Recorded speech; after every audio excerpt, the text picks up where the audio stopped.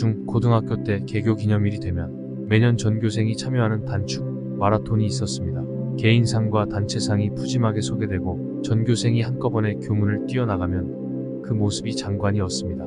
교통경찰이 차량을 통제해주고 텅 빈 도로를 냅다 뜀박질하면 무슨 해방감을 맛보는 쾌감이었습니다. 그런데 그 기분은 잠깐이고 곧 숨은 가빠지면서 가슴에서부터 통증이 올라옵니다. 얼마 못 가서 옆으로 빠지는 차가 나오기 시작합니다. 마라톤 경주에서 크게 세 부류의 사람들이 나옵니다. 중간에 퍼져서 구급차를 타고 돌아오는 자들이 있는가 하면 상 바라보고 꼬린 지점까지 죽으림을 다해 달린 자들이 있었고, 그 중간에 가다시다 하면서도 끝까지 완주는 하는 자들이 있었습니다. 오늘 말씀은 그리스도인의 신앙 여정을 경주라고 표현하고 있습니다. 그것도 우리 앞에 당한 경주라 하였는데, 이는 그리스도인으로 사는데 직면하게 되고 감당해야 할 경주라는 뜻입니다. 오늘 말씀은 이 경주를 포기하지 말고 끝까지 목표 지점까지 달려가라는 말씀을 하시는 겁니다. 그래서 경주를 잘하게 하기 위하여 챙겨야 할 몇 가지를 말씀해 주십니다.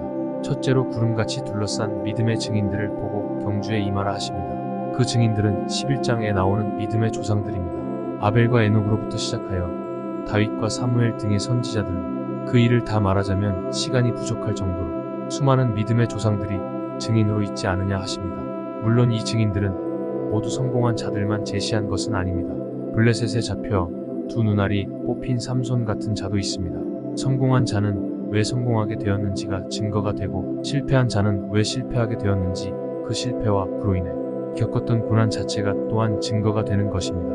하나님이 이렇게 하신 것은 우리로 유익을 얻게 하기 위하여 그렇게 하셨다고 하십니다. 이 믿음의 선진들은 우리를 위한 거울이 되는 것입니다.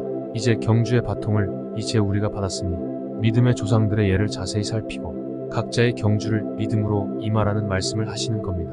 둘째로 각자 짐을 벗어버리고 경주에 임하라 하십니다. 모든 무거운 것과 얽매이기 쉬운 죄의 짐을 말씀하십니다. 마라톤 경주자는 팬티와 러닝 한 장을 입고 모든 것을 벗어버립니다. 옛날에 한양 갈 때는 눈썹 하나라도 뽑아버리고 간다 했습니다. 신앙 여정이라는 경주는 무거운 짐을 지고는 해낼 수 없기 때문입니다. 그 무거운 것들은 나를 머뭇거리게 하고 발목을 잡는 것들입니다. 죄는 아니지만 시간을 빼앗고 마음을 빼앗는 활동, 집착, 염려, 근심 이런 것들입니다. 얽매이기 쉬운 죄는 습관적으로 자주 넘어지는 죄, 게으름, 고집, 급히 분내는 것, 다툼 이런 것들입니다. 신앙 경주는 그리스도인이 반드시 해야 할 경주임을 알아야 합니다. 셋째로 인내로서 경주에 임해야 합니다. 마라톤 할 때 숨이 턱까지 차오르면 그만하지 하는 생각이 훅 들어옵니다. 여기까지 온 것만 해도 어딘데 하는 위로의 타협이 비집고 들어옵니다. 한 번이 아니고 여러 번 들어옵니다. 이것을 이기는 길은 인내하는 것입니다. 인내 없이는 아무것도 이룰 수 없습니다. 인내는 성숙한 인품을 만들어냅니다. 인내는 영적 신앙인으로 세웁니다.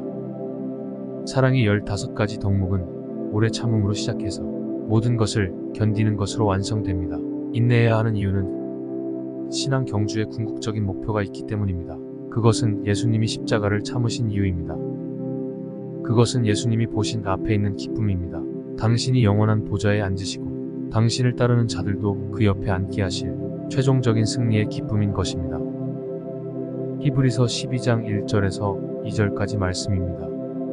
1절. 이러므로 우리에게 구름같이 둘러싼 허다한 증인들이 있으니 모든 무거운 것과 얽매이기 쉬운 죄를 벗어버리고 인내로써 우리의 당한 경주를 하며 2절. 믿음의 주요 또 온전하게 하시는 이인 예수를 바라보자. 그는 그 앞에 있는 기쁨을 위하여 십자가를 참으사 부끄러움을 개의치 아니하시더니 하나님 보좌 우편에 앉으셨느니라. 할렐루야.